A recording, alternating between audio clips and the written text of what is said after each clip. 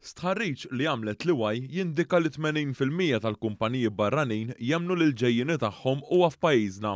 Kienu 15% biss li ma jarawx il-ġejjini tagħhom f'Malta. Dan huwa nofs il-proporzjon li kien irrisponda l-istess meta sar dan l-istħarriġ fl-2012. Dakinhar terz tal-kumpaniji intervistati kienu sostnow li ma jarawx futur f'pajjiżna. Huwa ferm impressjonanti li l-livell ta' fiduċja f'pajjiżna wara pandemija huwa daqstant aħjar milli kien fl-2012. Dan jista' jirrifletti il-fatt li minkejja l-impatt ekonomiku qawwi tal-pandemija, aktar minn 50% tal-kumpaniji intervistati jemmnu li ser ikunu lura għal livell ta' attività li kellhom qabel il-pandemija f'anqas minn sena.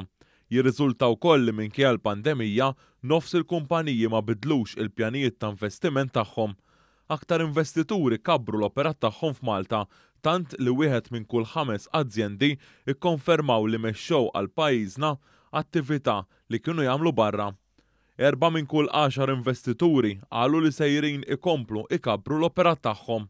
Tant hawn fiduċja fil-prospetti li joffri pajjiżna li wieħed minn kull 10 investituri sostna li biddel il-pjanijiet li kellu u minflok inaqqas jew m'għamel xejn ġdid, issa għażel li sejjer jinvesti aktar.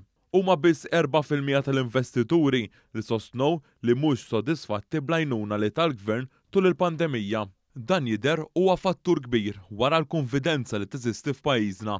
Dan joħroġ ukoll mill-fatt li terz tal-kumpaniji qalu li qegħdin jirreklutaw aktar ħaddiema. Skont l-istħarriġ, l-aktar setturi li se jikbru fi żmien li ġej huma t-turiżmu, ir-remote gaming u l-intelligenza artifiċjali. Minħabba li dan l-istħarriġ sar ftit wara li tħabbret id-deċiżjoni tal-FATF, jidher li kien jeżisti tħassib fuq x'jista' jirriżulta minħabba din id-deċiżjoni mhux mistennija. Stħarriġ aktar riċenti minn entitajiet bħall-Kummissjoni Ewropea kif ukoll il-Bank Ċentrali jindika li s-sentiment ġenerali fost il-kumpaniji mala jirkupra u bħalissa jinsab f'livelli ferm ogħla mill-medja storika.